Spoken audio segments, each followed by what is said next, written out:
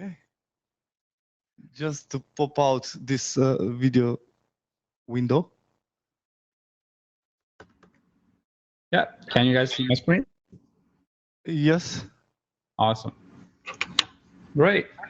So let's get started.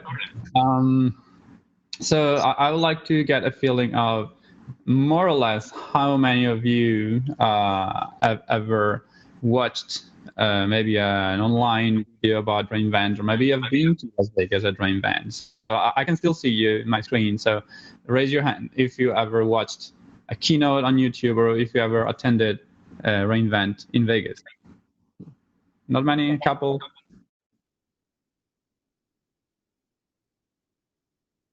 Like to share very quickly, maybe a couple of minutes of what AWS re:Invent looks like. This year we had more than 50,000 people in person. That gets pretty crowded. We had more than 100,000 people watching the live streams. So we had both live streaming on the YouTube channel or also on Twitch, if you're familiar with twitch.tv. And after the main keynotes, we had more than 2,000 sessions in breakout sessions around 5 or 6 different venues and hotels in Las Vegas.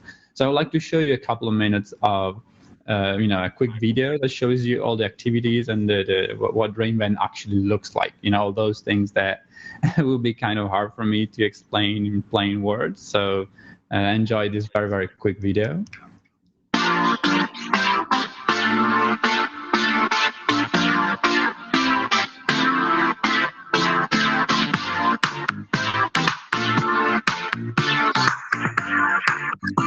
As you can see, it's kind of a fun week. It's a lot of activities. People go around with motorbicycles. We have Midnight Madness where people get crazy. We beat it. World records like the Tonka Challenge, where people just start eating. I don't know for how many hours. We tried to have the largest air drum. How many people we can get to play with air drums. We almost beat it the world record. A lot of hands-on laboratories where you can build experience, a lot of Legos, if you're a fan of Legos, like a lot of strange, interesting activities. And then, live music, live updates about, global infrastructure and partners, customers talking about what they're building.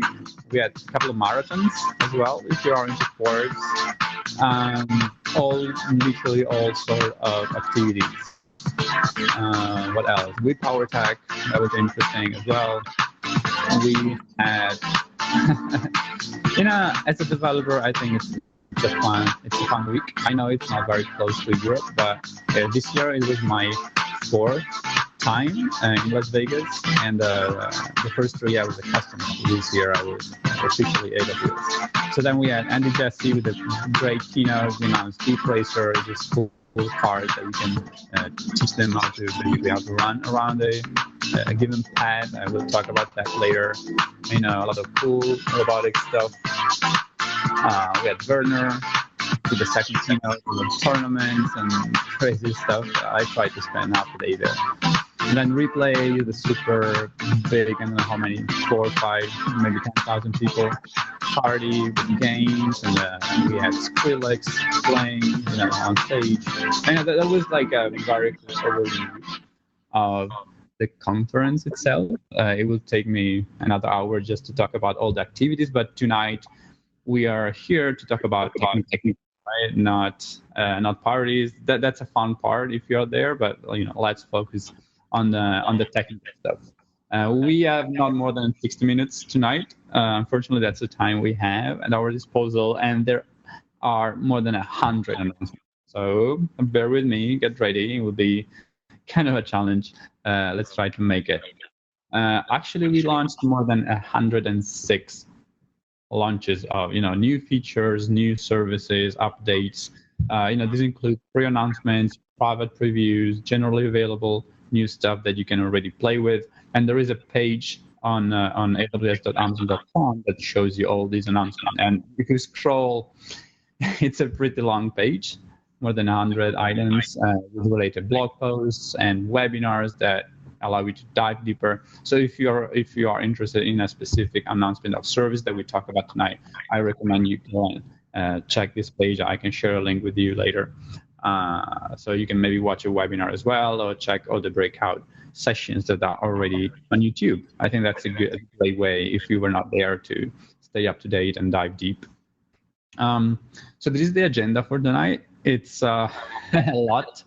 We'll start with global infrastructure, and then move to compute, storage, analytics, a mix of databases, machine learning, security, IoT, and some of the new initiatives, very, very cool initiatives about robotics and space, and maybe not the typical startup initiatives or web agency initiatives, but very cool stuff that I think you love to learn about. Okay, cool. Let's start it from the least technical ones. So I want to give you a couple of numbers about business. If you are new to AWS, if you know more or less what the numbers are, I'll give you a couple of numbers. First is the revenue run rate of the company globally. So that's $27 billion annual revenue for 2018, and that's more or less 46% more than what last year. So that's kind of a crazy growth in the enterprise world. Growing half more every year in the last few years. That's super exciting for us. And as a developer, as a technical evangelist, I see that in the growth, in the everyday growth, how many people join, how fast we have to go to sustain that growth. And there's also a chart that shows you more or less the market share. So this was shared by Gartner, I think, and it shows that the leadership position of AWS is quite interesting there, because it's more than 50%, so half of the cloud market is led by AWS, and it's actually more than the 3 or 4 following cloud providers combined together. So it's quite interesting to be in this space. It's quite interesting to see how things are moving forward, the speed and the pace of innovation. It's fun. For a developer, it's like Christmas every day, with 1,000 and thousands of features that are released every year, even just more than 100 in one single week. So that's crazy. We like to say that we focus on what builders want, and we identify as builders, anybody that needs to build for a business. I identify specifically with developers, but it could be that maybe you're a DevOps or a system administrator, or maybe you really like hardware. Maybe you're building your own data center. Now we'll see how you can do that as well at some point. But we really we want to focus on what customers want to build, or what building blocks these builders want to use, and that's why we like to say that we want to build the platform with the broadest and deepest number and diversity of features and building blocks. That's how I think about the cloud, building blocks, so that we can build more cool stuff. Okay, enough non-technical stuff. Let's go and dive deep into some of the features. Let's start with the global infrastructure.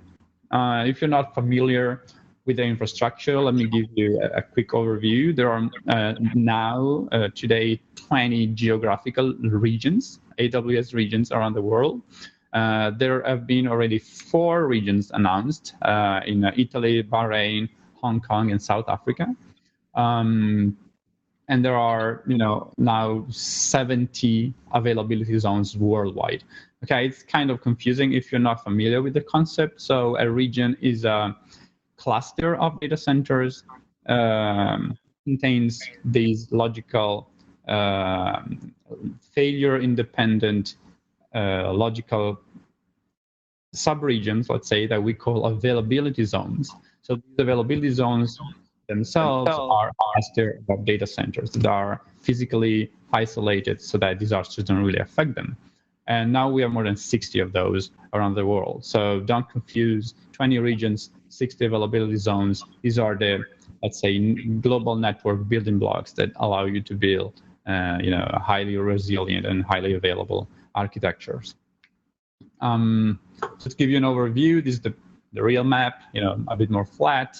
And you can see what was released in the first 5 years. Then we expanded 7 more regions in the next 5 years. So we started 12 years ago. And from 2016 to 2020, we are adding even more. We are adding 13 regions, right? So those are already in blue in this map. And if you think about it, it's crazy how the network is expanding, how the global AWS network is expanding. And it's not just regions and availability zones, it's a global network that includes also more than 150 CloudFront point of presence or edge locations. So these edge locations allows you to distribute content globally and to optimize network latency globally as well. So those are the yellow dots in the map. And we keep adding there. We are not even done there. I wouldn't say once a month, but at least every few weeks, could be every 1 or 2 months, we keep adding more of these edge locations. And this makes it easier for customers to accelerate content, to cache content as close as possible to the final user. So it's getting better and better every time. And you don't get, it's completely transparent to you as a builder. So I think it's super exciting. So even though the network is so big and so large and so extensive, there are challenges if you want to configure, a global system. And that's why we announced this service that we call the AWS Global Accelerator. Okay, so it's designed to make it easier for customers, for builders, to improve the performance, the availability of your applications in order to take advantage of this global network. Okay, so what used to happen before the global accelerator is that, from your final customer all the way to the AWS region, so all this area in the middle here, that's a lot of network steps. You really cannot control how many network hops go from your user to the local ISP all the way to the AWS region. So similar to what other edge services like CloudFront, our CDN, do for you, the Global Accelerator will allow you to simplify that. To remove all the network latency and to remove also the security implications, if you think about it, because between each one of these networks, you have potential latency issues and security issues like man in the middle and stuff like that. So what the Global Accelerator allows you to do is to go one step from your local ISP. In one step, you are within the AWS network. Okay, that network is super optimized. It's only one network, and we make sure that we are able to secure everything in that step. So all the DDoS protection, all the firewalls, everything you can build, for example, with a web application firewall, that's done in one step. And then you go straight, all the way straight to the AWS region. So that's quite a change. Not just that, we also announced another service called the AWS Transit Gateway. So it's a new service. It allows you to interconnect up to thousands and thousands of VPCs, our virtual private cloud, your VPC networks, across even thousands of AWS accounts, right? And even into your on-premise networks if you have any. So you have a sort of single set of controls that allow you to easily connect into this centrally managed gateway that allows you to grow and manage your global network. So again, let me show you what changes with a simple picture, so it's a bit more intuitive. So this is what used to happen before the transit gateway. So maybe you have your VPC connection with with your own Amazon VPC. You have VPC peering between different VPCs, and if you have many, you need to have a lot of VPC peering, going all around, because you need to sort of mesh all of them together. So what happens with the transit gateway, what changes is that all of that is super simplified. Yeah, you can have as many VPCs in your network and direct connect gateways and customer gateways, and you have a central gateway that allows you to kind of connect all of these different networks together with a central configuration. So this drastically simplifies your life. If you used to connect these networks manually, it's a game changer. Cool. So let's compute updates. We have enough. We would have enough for at least 2 hours just about compute updates. So let's move quickly. So we have talked about, maybe you're familiar with instances. There are more than 175 instance types available with Amazon EC2. We also announced some new capabilities, like a possibility to hibernate your instances, or instances that have up to 100 gigabit per second network performance for HPC and other use cases. So let's start talking about instances. These are all, this is the updated instances family. What we announced, I would like you to focus on the Z1 here and the R5 here. So the Z1 is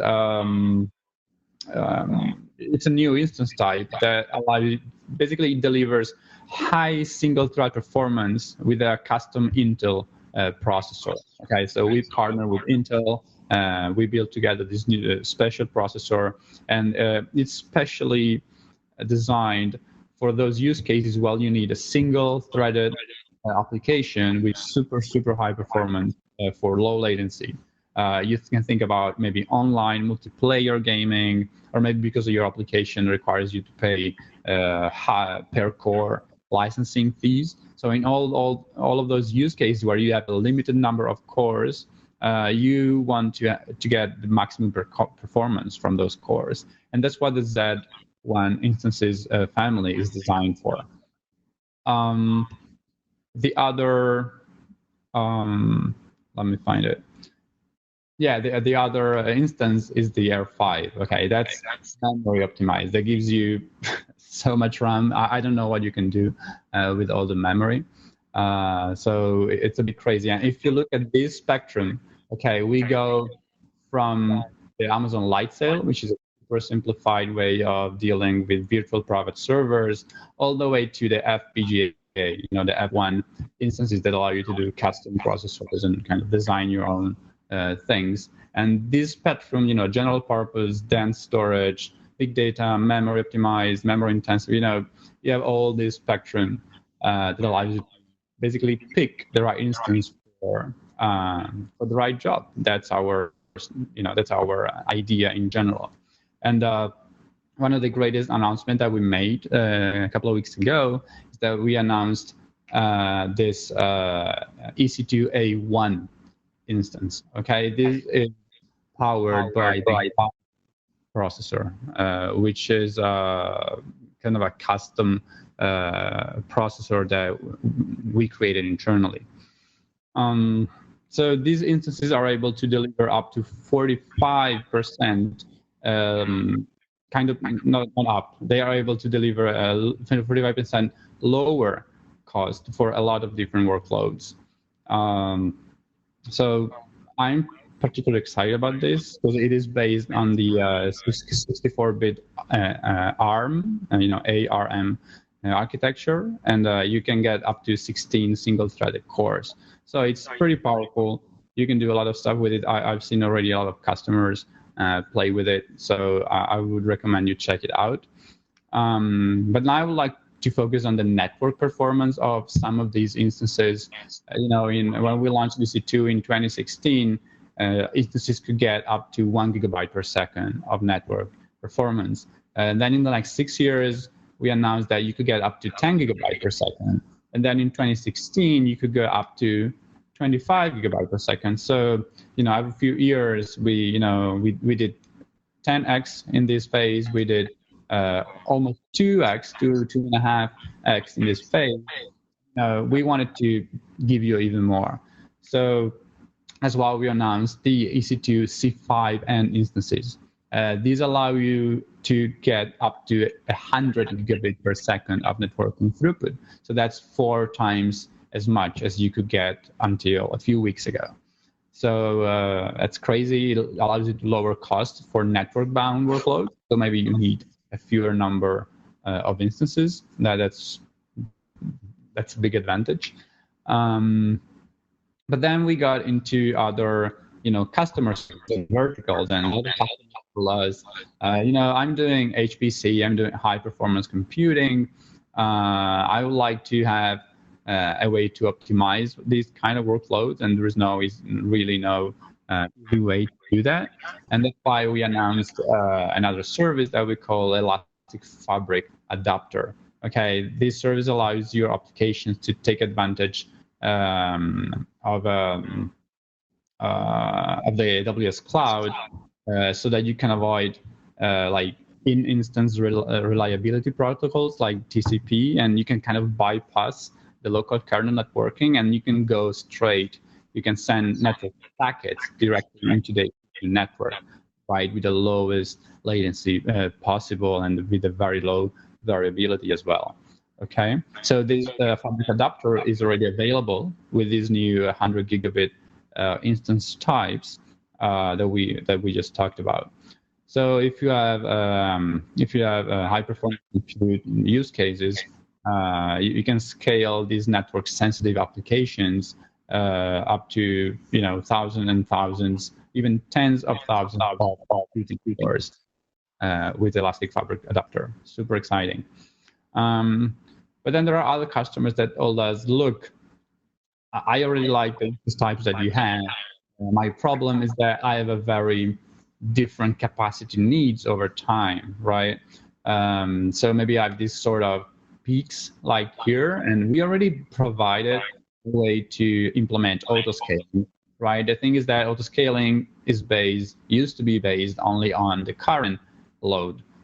So you could achieve something like this, where as soon as traffic starts to ramp up, you kind of catch up within a few minutes, and then you just scale down. But if you see it doesn't really follow precisely the curve, it takes you a while to meet the demand that you want, and it also takes a while to go down to zero eventually.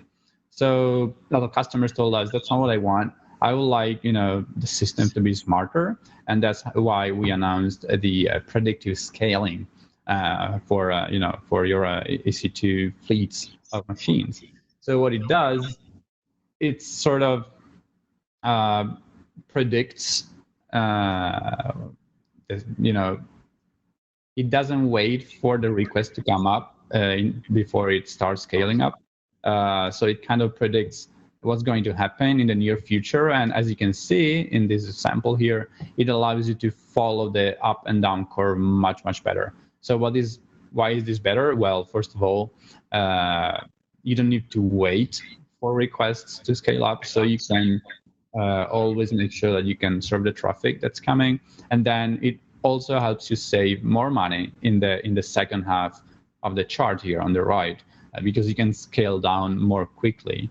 And that means you're not over provisioning, so you're saving money there. So we do that automatically for you. Super cool. There have been a few other EC2 updates. For example, you can now hibernate your EC2 instances. We doubled the provision IOPS for your EBS volumes, just doubled. You can even create auto-scaling groups with heterogeneous fleets, so with different instance types and different purchase options. So just more options for you to customize the way you do auto-scaling. Okay, that was about instances. Let's now move on to the containers world, and then we'll move to the serverless world with AWS Lambda. So in the containers world, we wanted to solve the problem of kind of creating a service mesh. So a service mesh is where you have these services like service A and service B, and you have to find a sort of way to combine the services together to make sure they know how to talk to each other, and how you need to have the right permissions. They need to be aware of each other, or you need a service discovery kind of functionalities. And that's exactly what the new service that we released solves for you. So the service is in preview, and it's called AWS App Mesh. So it allows you to easily monitor and control all this mesh of microservices, both with Amazon ECS, so the container service, and Amazon EKS. So if you're using Kubernetes. So it's still in preview, it will be available soon. I recommend you sign up for the preview version so you can start trying it, playing with it, maybe getting providing feedback to us so we make it even better in the next few months. Very cool.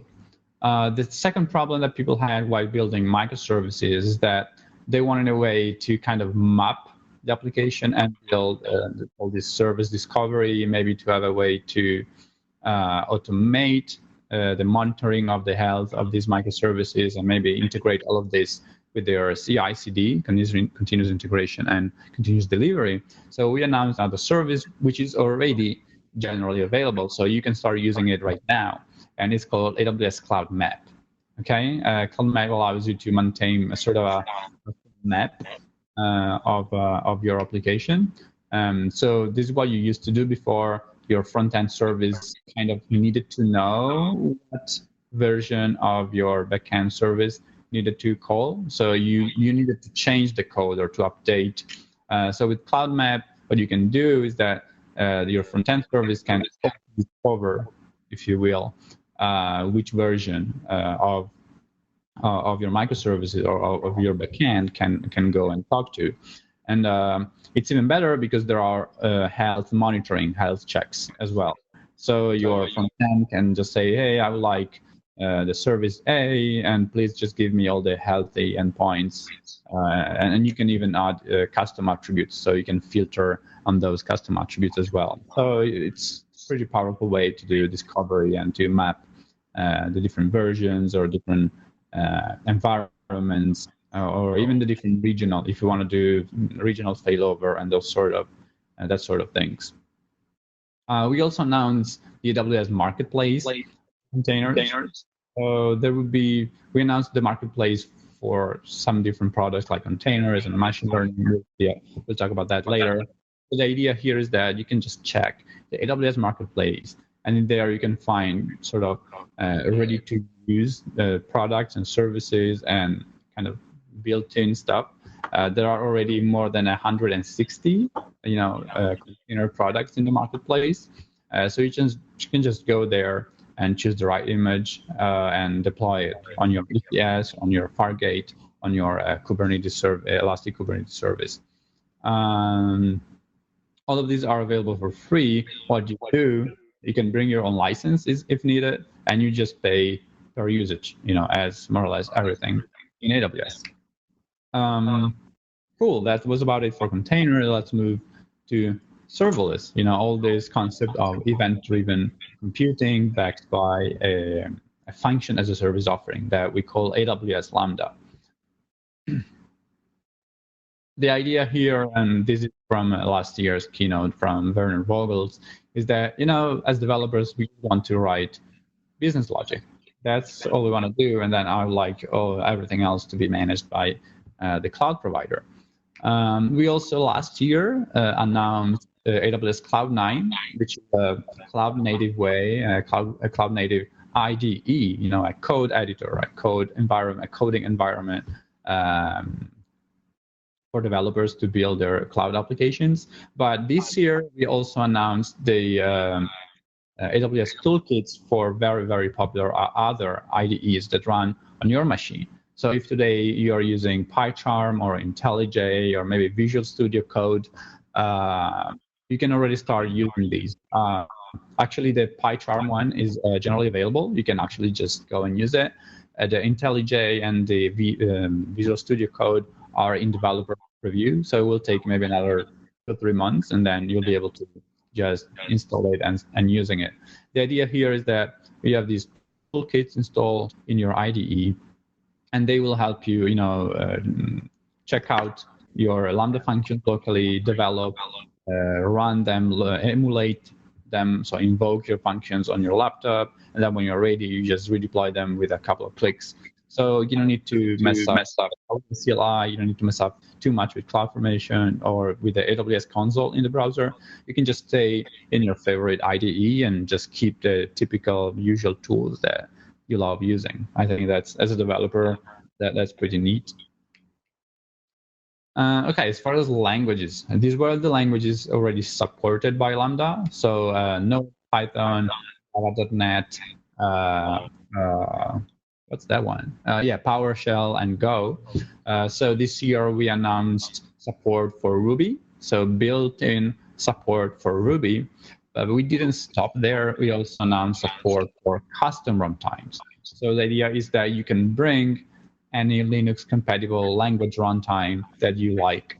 And the interesting part here is that there are already some community built open source runtimes that you can use. We already built for you the C++ and Rust ones.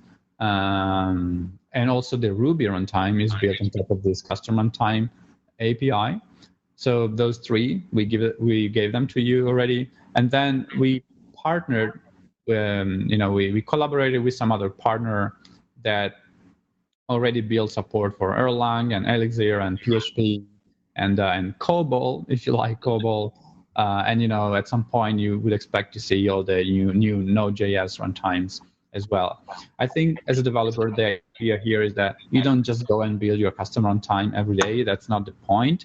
It just provides to the serverless ecosystem a way to bring very popular languages or very popular language versions, for example, Node, to you. So some of these runtimes will be completely open source by the community, and you can just plug them into your project and start using or Elixir or COBOL or PHP if you want, right? So don't think about this like, oh wow, now I have to build my custom runtime. At the point, that's on the community, that's on us, that will keep adding and building more open source runtimes and or just built-in runtimes if we see a lot of adoption.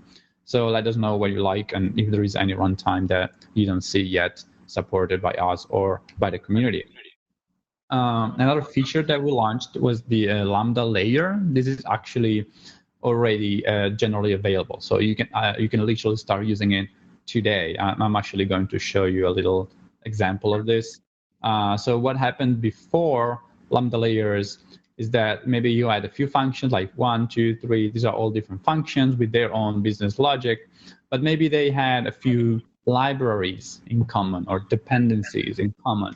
Think about this library A and this library B. So they all needed both libraries. What happened is that you needed to package and duplicate literally these libraries for each function. So what happens with layers is that your function is just the business logic, and you can build maybe a layer for lib A and one other layer for lib B, or since in this case they are shared by all of the functions, you might even create a layer that includes both lib A and lib B, and then let your functions kind of just reference them, right? So when your function references a layer, whatever is included in that layer will be included in your function runtime as well as your business logic. So this really simplifies and even speeds up the way you deploy your function. You think about dependencies, because if you think about it, if these libraries are maybe 20 megabytes, uploading the business logic for this function one, it will be 20 megabytes uploads. Right, and if the business logic is different for all the functions, these will be maybe 60 megabytes upload, 20 for each. Okay, now you can just upload a few kilobytes of code, and the libraries will be uploaded only once, 20 megabytes once. Keep in mind, you can reference a layer version. If you go and update the version of library A, you do not automatically update all the references. Okay? You have to go and say, hey, function one, now you can go and reference the new version of the layer that includes library A. Okay, so it's not, you still have full control about what version of your libraries each function is using. So very powerful feature and very requested. Actually, the custom runtime support is also based on layers. So what you will see is that if you want to have your own custom runtime, you will need to go and build a layer as well. So I would like to show you a quick example of this. So one of my colleagues, Stephen Bryan, one of my colleagues here in my team, Technical Evangelist, super cool guy. So he built this sample application. As you can see in this application, he wanted to build a layer that would include a library, a Python library called Beautiful Soup. This library is useful to parse XML, basically, or HTML, or any kind of XML compatible markup language. So what he built, I can show it to you in here. So what it looks like, let me zoom in a bit. So this is the layer, the way you define it. It just type, version, you just give it a name, a description, optional, and you just say where the file is, where the layer, literally the layer zip file is. You can provide multiple compatible runtimes. Usually it will be one runtime, but if you're not sharing a Python library, maybe you're sharing a machine learning model, maybe you're sharing just a common file or a common XML configuration that you want your function to share, you might have multiple runtimes here.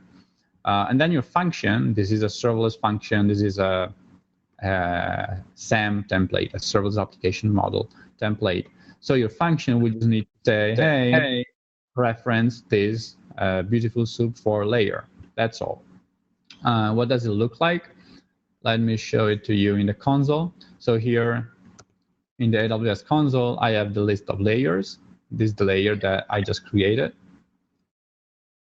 right? And there is a version. If I update the version, I can also have multiple versions here. Let me get in there. It doesn't work. Okay. If I check my function now, this is the function that I created. Okay, here you see that layers. There is one layer attached, and there you go. It's the version 1 of the BS4 Python 3.6 layer. That's all. And how do I use this layer in my code? Pretty simple. That's it. I'm just importing the library as if it was part of my deployment package. It is not part of my package. These are the only files part of my package, so there is no dependency here. But since I'm referencing a layer, this BS4 library will be available to my code, and then just you go and use it. So this demo was fetching an HTML page, actually the page of the Technical Evangelist. So I'm there. So it was fetching them, and it was using Beautiful Soup to parse the HTML content and find the images. And then it was invoking recognition to find the face and do age detection. So maybe I can run it for you. Let's just test it. So the idea is that you will scrape this page, find all the faces, take every image, pass it to recognition, and then do age detection and gender detection. So it will tell you like, okay, Jeff Barr is a male between 35 and 65. Julio is a male between 20 and 38. Let's see where I am. Alex. Yeah, Alex Casalboni is a male who is between 30 and 47. Okay, I am 30, so it kind of worked. Sorry about that, 47.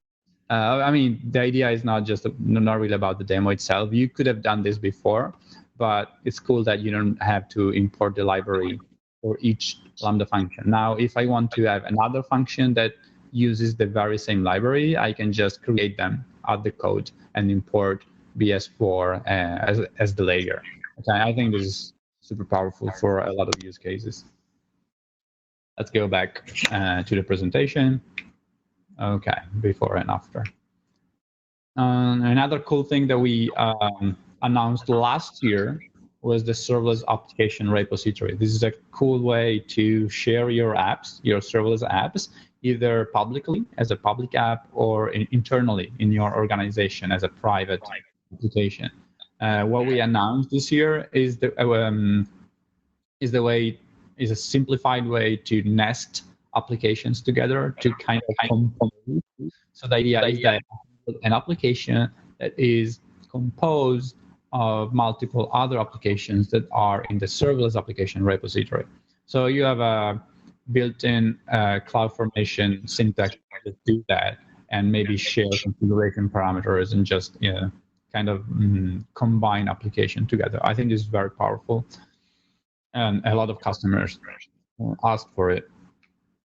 And then another thing that we announced and related to the programming model of AWS Lambda is that you can now use AWS Lambda as the target of an application load balancer.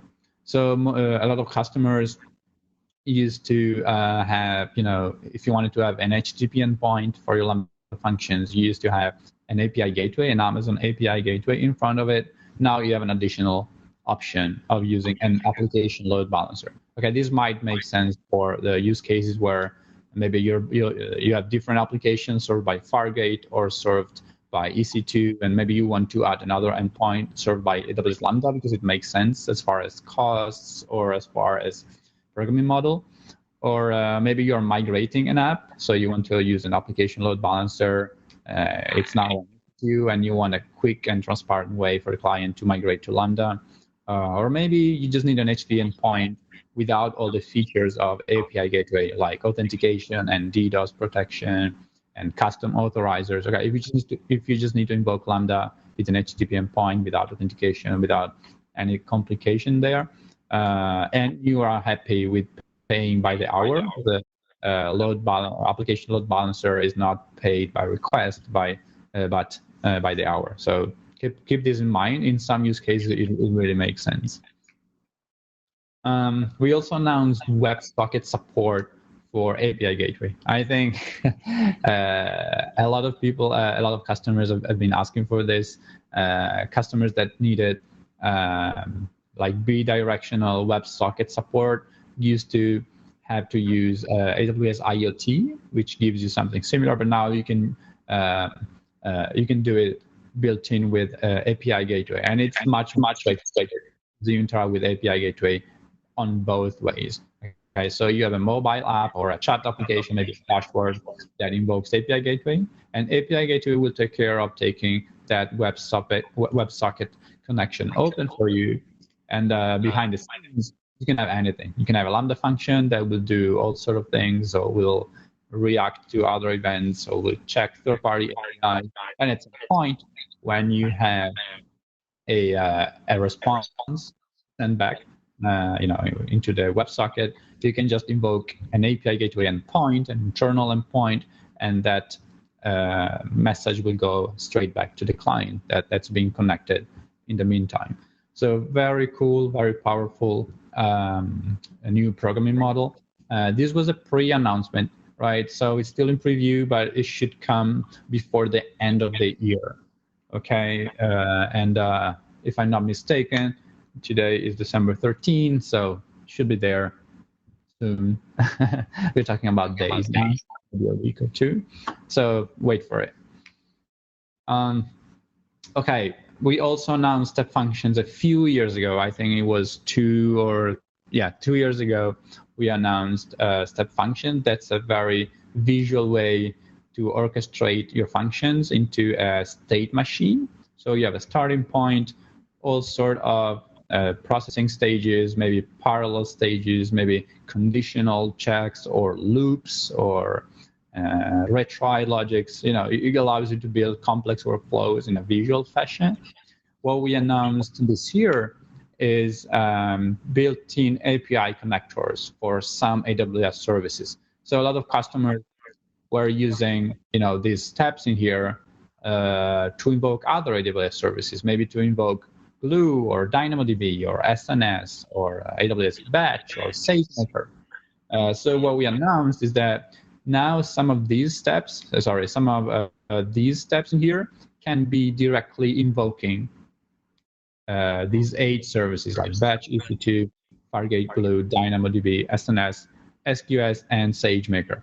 So now you can have a step that says push a message publish a message on this SNS topic, or send a message to this SQS queue, or read an item, right? So you don't need to write that code. You don't need to have a step that is a Lambda function that will go and read from Dynamo. That will be a built-in integration from a step function. So super powerful, a lot less code that you need to write, and it will be more visual. So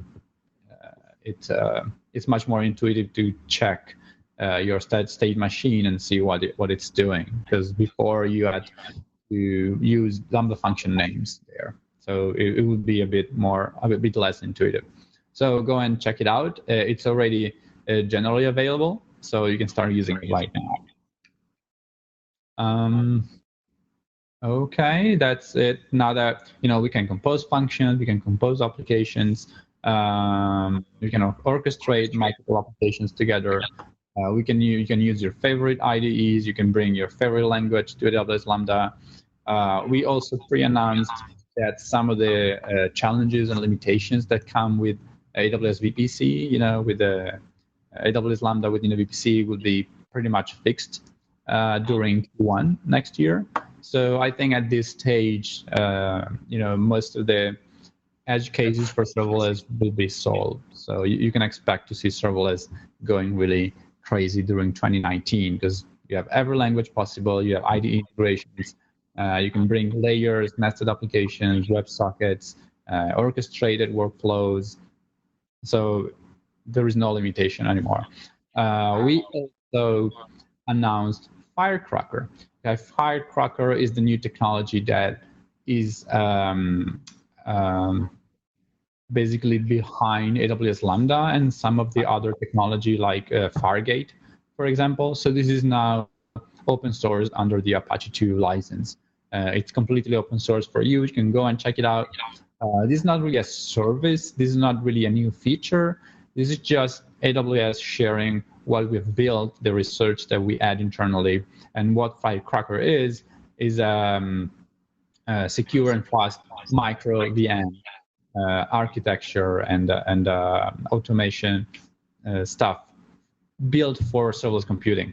So a lot of people were thinking that behind serverless we were instantiating containers. It's not actually true. We are instantiating now micro VMs that are super fast and super secure.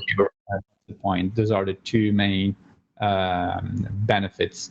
And the idea is that we wanted to optimize the latency so that there is no startup time, basically virtually no startup time. And we also wanted to optimize the security so that you still have isolation at the runtime level, right? So super powerful. Go and check it out. A lot of customers I've talked to in the last 2 weeks were super excited because now they could go and take it and maybe build their own on-premises functional service stuff. I don't think that is the point, honestly. Also because Firecracker, under the hood, it expects a lot of stuff that runs a lot of software and hardware stack that's running on the AWS data centers. You imagine the Nitro, the Nitro hypervisor that's built in our software and hardware stack. So I don't think you just take it and go and build your own, but it's still a great way to share what we built with the community and to make sure you can contribute back and you can share feedback with us and we keep improving it together. So I think that's the point. Let me know if you have a different idea. I'm always curious. Okay, let's move forward to storage. There are a lot of options here. Block storage, object storage, file storage. There is never enough. Let's move quickly because we're already late, I think. We doubled the performance for EBS, just doubled. Okay, cool. Why not? We added this Amazon S3 intelligent tiering. So a lot of customers told us sometimes I need the frequent access tier for my frequently accessed data. Sometimes I want to spend less bucks per object per byte because I don't access the data very frequently. So what this new tiering does for you is that it will go back and forth depending on your usage patterns, right? So you don't have to take care of that manually anymore. I think it's powerful, and we are trying to add as much intelligence and as many ways as possible to help you in an automatic way to save money, to improve security, and so on. We did something similar for EFS, Elastic File System, very similar. You can now set up frequent access, so it will make it easier and cheaper. It's cost optimized for infrequent access. So go and check it out if you're using AWS, but for infrequent access use cases, it will help you save a lot of money. We announced Data Sync. It's a service. This is actually a service that allows you to simplify the transfer of data moving around, maybe between S3 and EFS, and maybe you want to have up to 10 gigabit per second of data transfer. You want to have security and reliability. You want integration with other AWS services, but still a pay-as-you-go model. So a Data Sync will help you do all of that if you have a lot of data moving around. And then a lot of customers, I don't know if you're using SFTP in 2018, but a lot of people are using it. I see that a lot here in Europe. So if you want a transparent way to migrate your SFTP servers that you maybe don't want to manage yourself, as far as security and cost and backups and stuff like that. So you now have this managed SFTP service that allows you to move stuff into S3 automatically.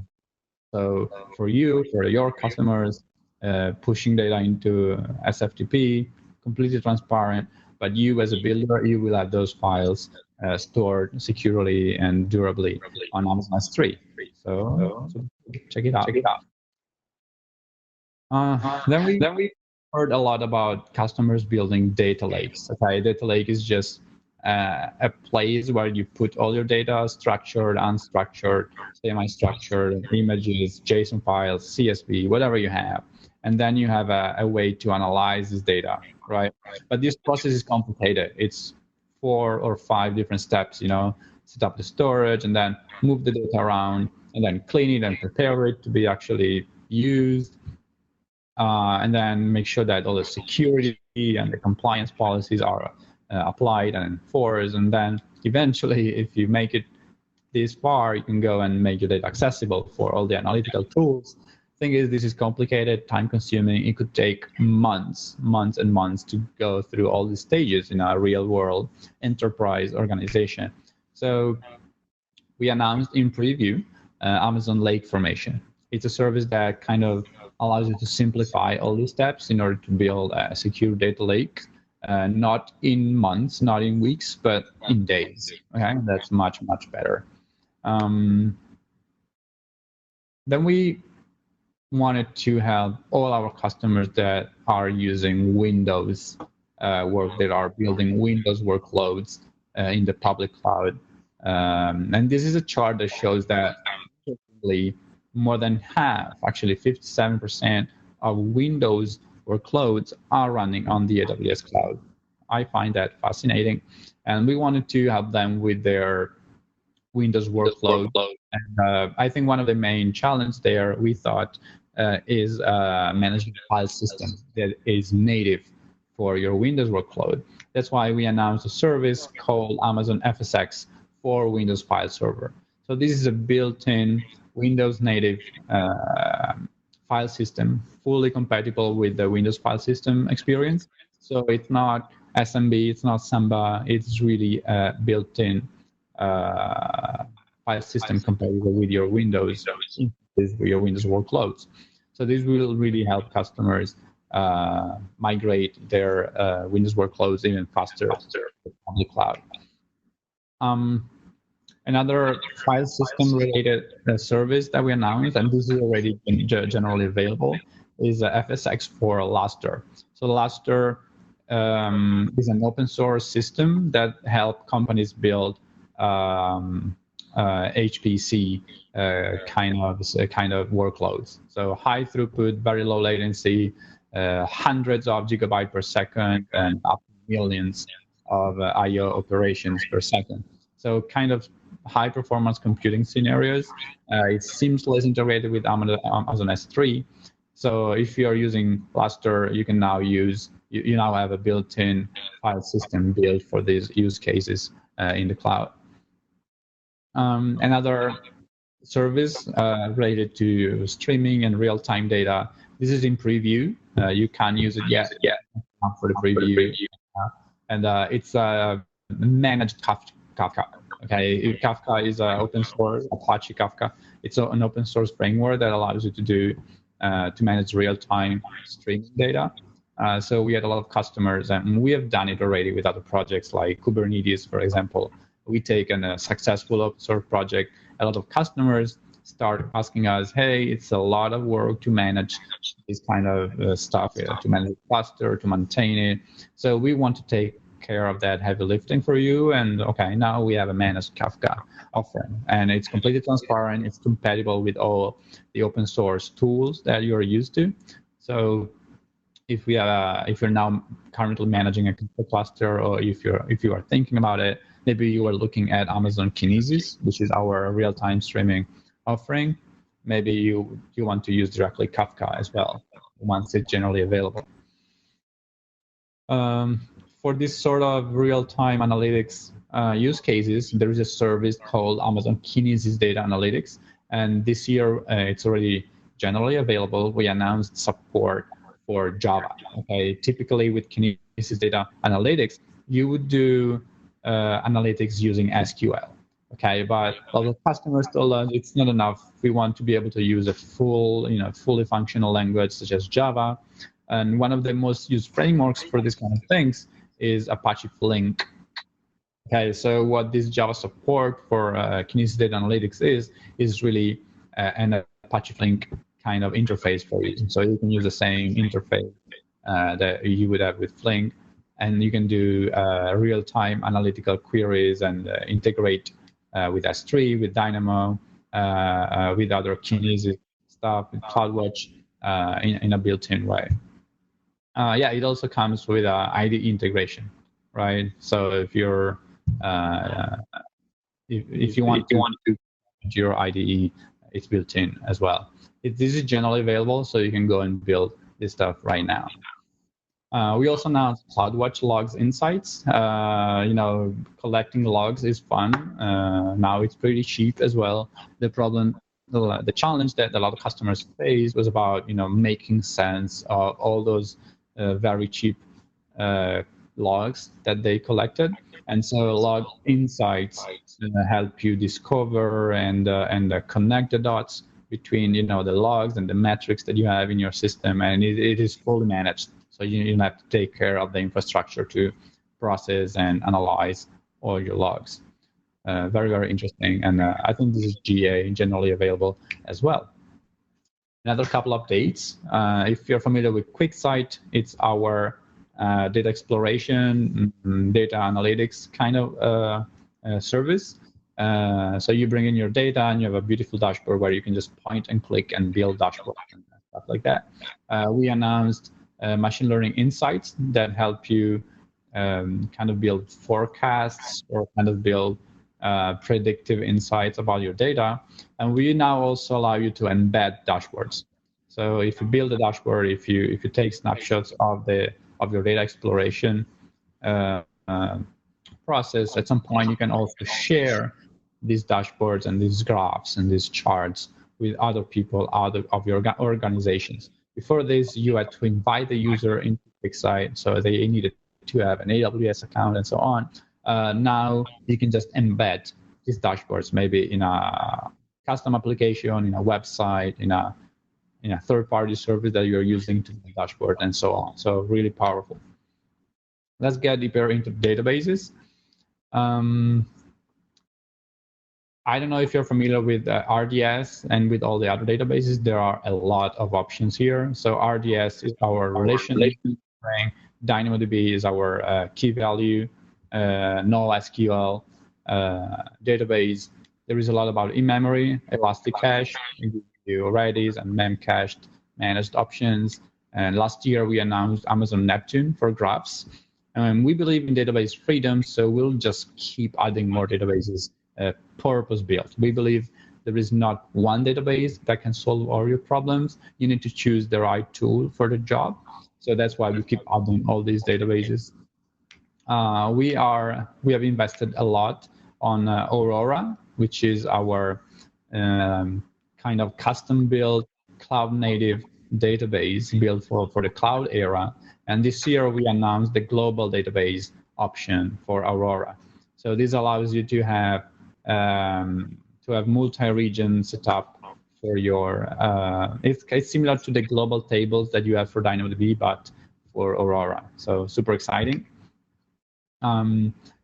If you're familiar with DynamoDB, one of the challenges that a lot of customers had was about provisioning the capacity for your tables. So with Dynamo, you used to have to say, hey, how many read capacity units and write capacity units you have for your tables, and which means basically how many reads and writes per second you can do.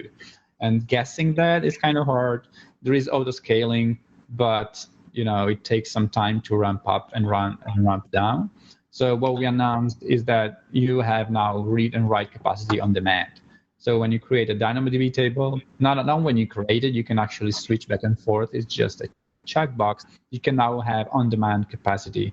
You don't need to say how many read or write per second you want to do. You just pay by the request. You just pay only for what you use, which means if you don't use it, you pay zero.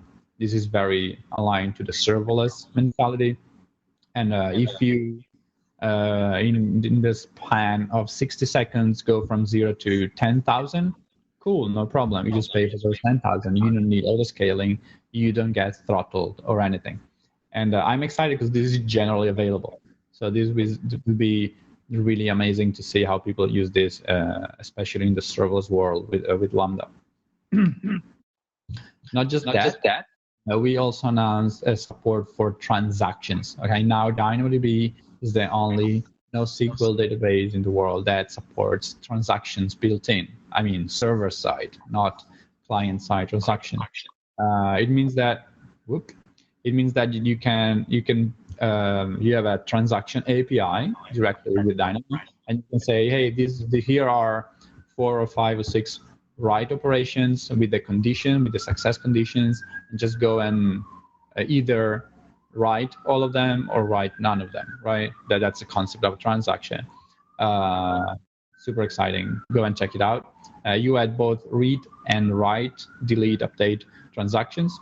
So it's really easy to use. There is a simple decorator from Python or a simple object also for other SDKs as well. Cool. Then we heard from a lot of customers about time series data. So time series is those kind of data like click streams or IoT sensor data, those kind of data that gets updated maybe every minute, maybe every 10 minutes, but maybe you have 10 million devices around the world that send you data every 5 minutes. Okay, that's a lot of data to take care of. And it's typically called time series data. So it is not a good fit for relational databases. It's kind of unnatural to use relational databases for time series data. There exist already some time series databases out there, but they are very, very difficult to scale. I mean, the manual effort to build this enterprise availability, reliability was crazy. So we announced this service called Amazon Time Stream. Okay, purpose-built and designed for time series data, right? This is still in preview, but I would expect it to be generally available in the next few months, and you can sign up for the preview in the meantime.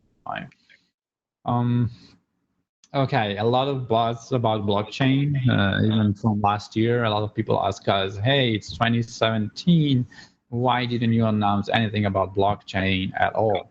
So the point is that we didn't just want to announce something about blockchain because it's a buzzword. We wanted to build something useful, maybe based on blockchain, not just a simple building block. So we talked to customers for a lot of time. We wanted to hear from them what problems they were trying to solve with blockchain, right? So the first problem we heard about was this centralized ledger with centralized trust. Super useful in the healthcare, in manufacturing, in HR and payroll, where you want an immutable kind of database where you can prove that nobody tampered the data or changed the data once it's been written there. So there are kind of other suboptimal ways to solve the problem with relational databases or maybe a blockchain framework that you have to manage and build yourself. That was the first challenge. The second problem people wanted to solve was this idea of transactions, decentralized trust kind of fashion. And this required all those things such as smart contracts, for example. So super useful for financial institutions, small businesses, retail, mortgage lenders. And this is the great fit for blockchain frameworks. But again, setup is super hard, very hard to manage, hard to scale, super expensive because you need a lot of nodes in the network. So we had these two needs, and we wanted to build something useful, not just something around the buzzword. So we thought about it, we worked on it during 2018, and this is what we came up with. So we built Amazon Quantum Ledger database, okay? Fully managed, centralized ledger that gives you this transparent, immutable, cryptographically verifiable transaction log, right? Super powerful. The name is very interesting, so we can call it AQLD if you want. It's a bit faster. So it's an immutable database with verifiable cryptography, transparent for everybody that can go and check. You don't need to add nodes because it's central, and since it's centralized trust, we also the performance is at least 2 or 3 times as fast as you would get from your own blockchain framework. And that solved kind of the first problem that we saw. And then for the second one, we announced Amazon Managed Blockchain. So this kind of removes the heavy lifting related to building the network and creating and managing your blockchain network in a scalable way. So we think that with these two, if you add them to all the other database options in the AWS cloud, it really demonstrates and shows we want to create this database freedom, and we want to democratize the access to these technologies. So go and play with these new things. Okay, let's move on to machine learning. We might need to cut a few things because it's already 6:25. Okay, machine learning very quickly. A lot of active customers, more than twice as much. This is a list of customers if you're curious, but let's not mention too many of them. There are 3 layers here: raw layer, machine learning, kind of framework layer, and purpose-built AI services. Let's start from the bottom one. Okay, here we announced a few things about TensorFlow. So for one of the things is that we managed to contribute to the TensorFlow project and managed to raise the compute efficiency when you use up to 256 GPUs, up from 65% up to 90%, right? So we kind of we more than halved the training time for some of the most used neural network out there.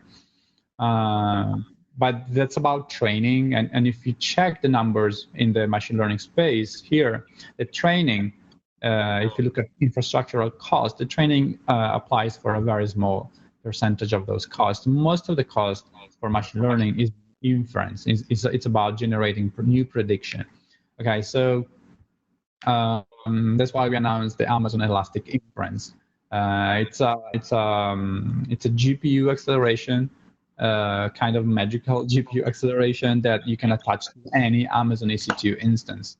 So it allows you to have faster inference with less powerful EC2. So you don't have to buy this super powerful EC2. You can even have a small M5 large, then delegate all the machine learning stuff to this Amazon Elastic Inference, and most of the machine learning framework out there will do that for you automatically. Okay, let's move quickly. Okay, then there are workloads where you actually need the entire GPU, okay, for yourself. And that's why we custom designed this chip. It's a hardware chip called AWS Inferentia. It's a pre-announcement. It will be there at some point, but it's a custom built chip that will help you speed up and increase the throughput, decrease the latency, and reach many more teraflops of out of your machine learning workflows. Let's quickly move up to the framework level. We last year announced SageMaker. SageMaker help you build machine learning models. It comes with pre-built models as well, so you have kind of one-click deployment of your machine learning models. We also announced, because a lot of people and our customers need to build their own data sets to create new machine learning models, we announced ground truth. Okay, ground truth help you label data, help you create data sets. So you have your data on S3 here. You have two options. You can let an automatic annotator help you if the confidence is high enough, or you can say if the confidence is not high enough, please do some human annotation. And here you have 2 or 3 options. One is to use your own employees, your own people in your team, or you can use Mechanical Turk, which is Amazon Mechanical Turk, or you can even count on third-party vendors that we provide to you to do this sort of annotations. And it's very cool because the feedback that these human annotators give goes back into this active learning model, so that this accuracy here can get better and better. So you can get to more and more automatic annotations and reduce costs and speed up your data set labeling workloads. Super cool. So we spent the last year providing more and more built-in algorithms for SageMaker, but we thought this is not going fast enough. We want to provide a more flexible way for our customers to share their own models. That's why we announced the marketplace for machine learning. So here you can find already tons and tons, over 100 machine learning algorithms shared by other customers, by other partners. And you can just check the marketplace, go and find the model that you like. And with a couple of clicks, you have them available in SageMaker, and you can start using those algorithms to train new models with your data. So very, very cool. We announced SageMaker Neo. It's not a service. It's an automatic way to optimize your machine learning model for specific hardware, right? For example, for IoT kind of devices. So it will make your model smaller. It will make it run faster based on the target hardware. Very, very cool technology, and it's generally available. Go and check it out. We announced dynamic training for MXNet. It allows you to kind of choose a variable number of nodes during the training phase. Kind of exciting. Then we talked about the different machine learning algorithms that are there. From supervised learning, which is simply put just labeling to unsupervised learning, such as clustering. We wanted to focus a bit on this new technique that emerged in the last couple of years. It is called reinforcement learning. So these techniques allows you to build very, very sophisticated models, but using a very small amount of training data, which is what we would love to do. And it's great for those problems that don't have a clear solution. One example would be if you want to build a bot or an intelligence able to play games, for example, such as Pac-Man. There is no theoretically optimal solution. So what you want to do is to train this intelligence with a sort of reward function. So you reward the intelligence when it does something good, and you penalize it when it does something wrong. So it's very easy to do in games, right? So we announced that you can already use a generally available Amazon SageMaker reinforcement learning.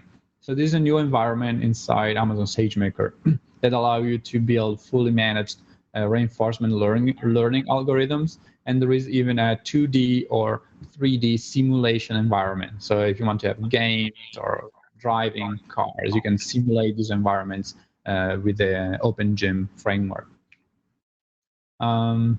We wanted to provide a kind of hands-on experience about learning these new technologies and these new algorithms for reinforcement learning. So as last year we released a new hardware device. It was DeepLens. It was a deep learning powered camera. This year we released another device. It's called AWS Deep Racer.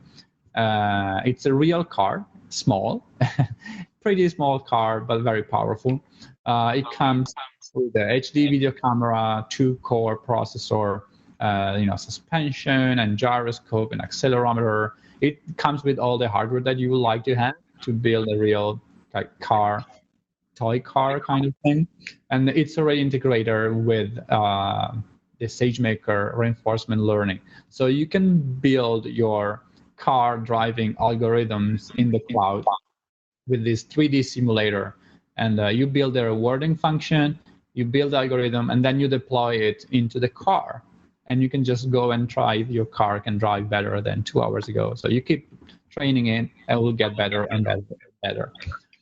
Because people like competing and because we like to have fun, we also announced a global league for AWS Deep Racer called Deep Racer League. Okay, this is the world's first global autonomous racing league. Okay, this is open to anyone. You can participate online, and at each and every AWS summit around the world during 2019, we will run these physical races between autonomous cars that are guided by your models. So very, very cool.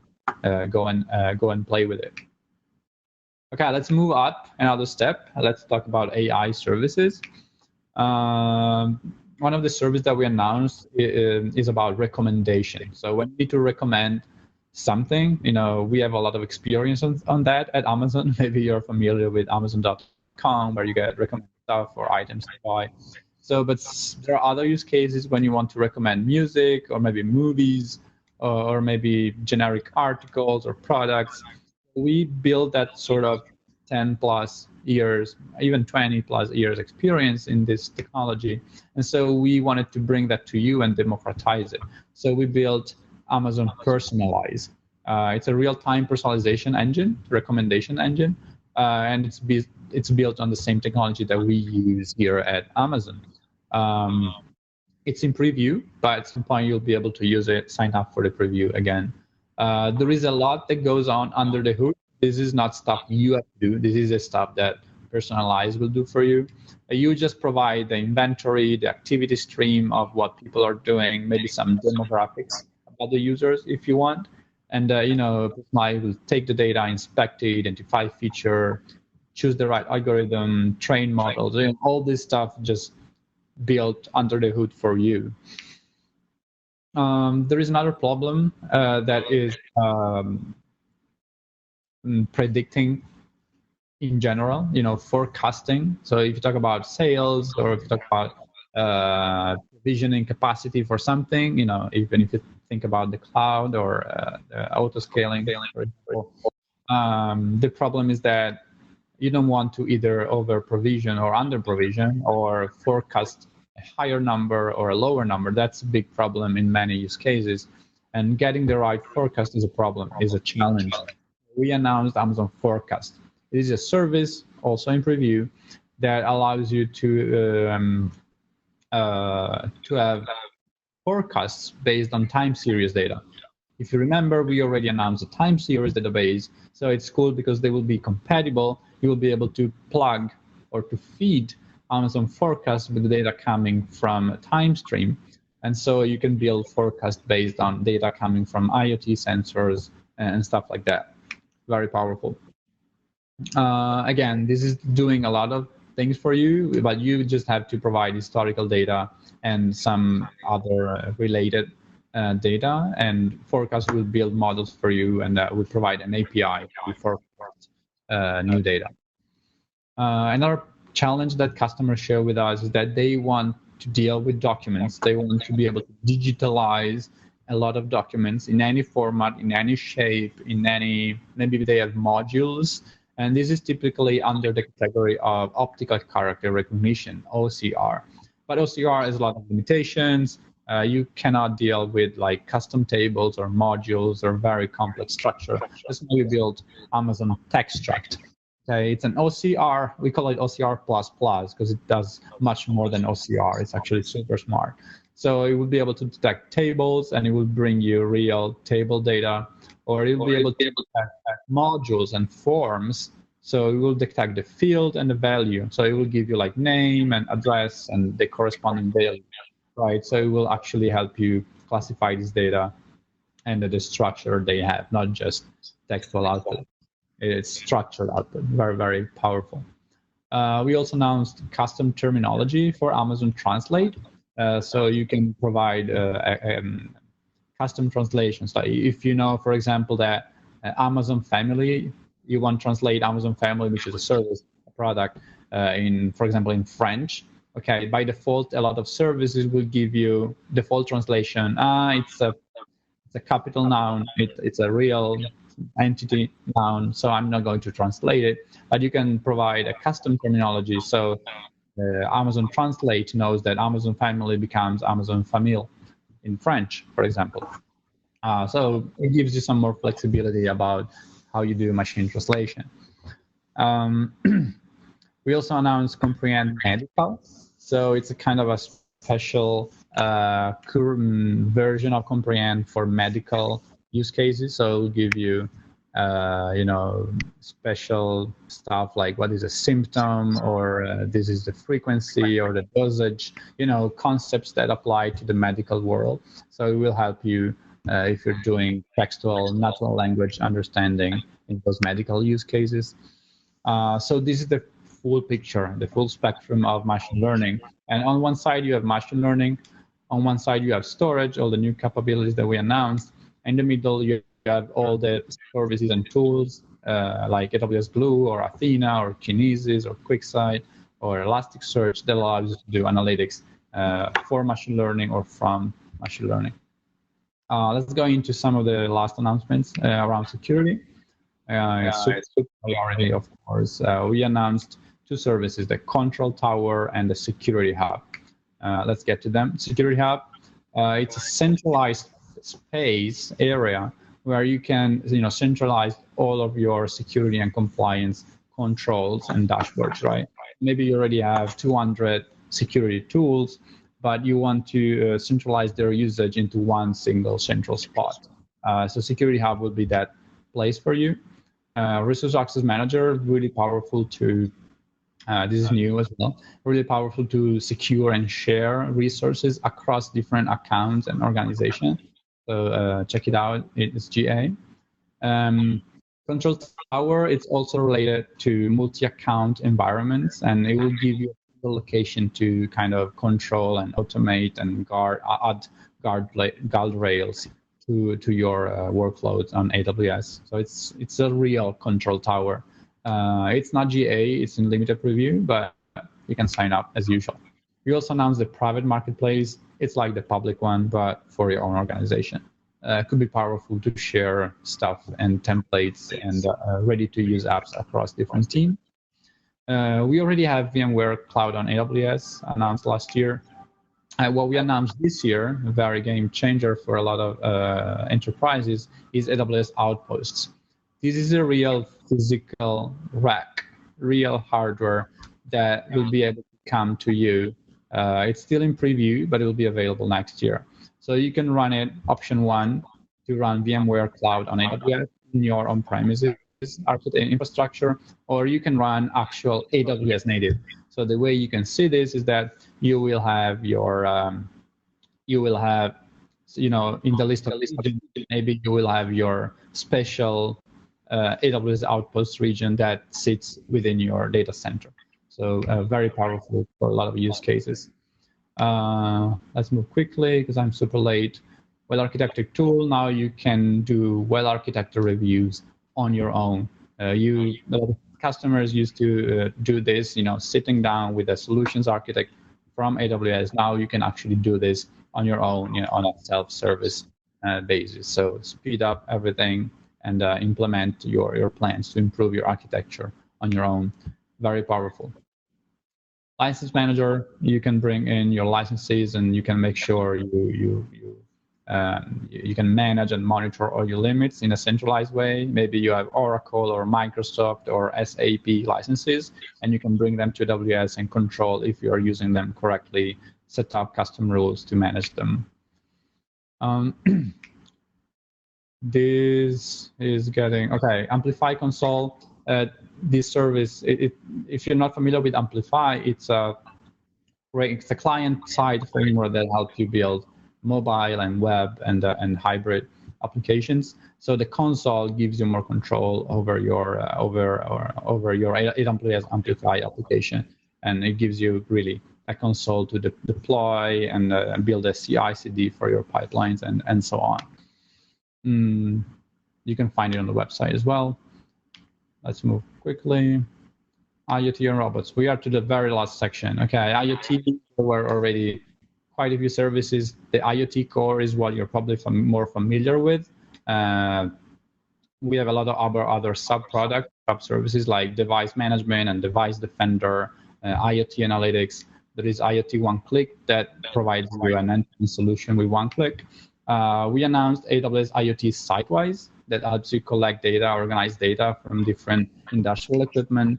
IoT Things Graph helps you develop visually your IoT applications, and IoT events help you detect components coming from your IoT sensors. So new services that integrate with all the others. This is a quick overview of IoT Things Graph. So this is how you build your application visually. So it kind of simplifies the way you build IoT apps. Another thing we announced to help customers build their robotic applications is AWS RoboMaker. It's a kind of simulation environment where you can develop and deploy your robotics application. So super cool, check it out. It's actually also what powers the AWS Deep Racer emulation environment. So very, very nice. If you are in space business, if you're bringing satellites to orbit, maybe this is not the typical startup business, but there are companies doing that. And these use cases have a very high capital expense investment. It requires millions of dollars to have a ground station, which is something like this, that listens to your satellites and collects data coming from them. So we announced AWS Ground Station. This is a real physical station, and you can access it through your AWS console in the browser. And it will help you if you are sending satellites in orbit. It will help you ingest data and analyze this data coming from your satellites. Super cool. I don't know if I'm doing that anytime soon, but if you are, check it out. We are done. I am half an hour late, but we made it. If you want to see the full list of AWS announcements from re:Invent, this is the URL, awsamazon.com/new/re:Invent. Check it out. You have the full list of videos and webinars and articles, so you can maybe now focus on the announcements that interest you most, and just go and build something. That's my call to action for you. Thank you for being here. Sorry for being late. Thank you, Alex.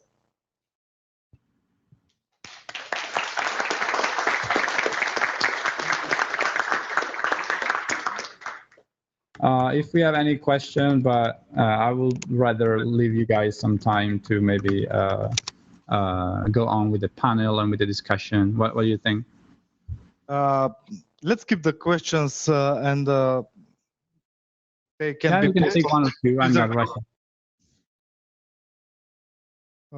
Sorry? I'm saying I can take one or two questions, no problem, if people are curious about something special. Yeah, okay. Okay. Anybody?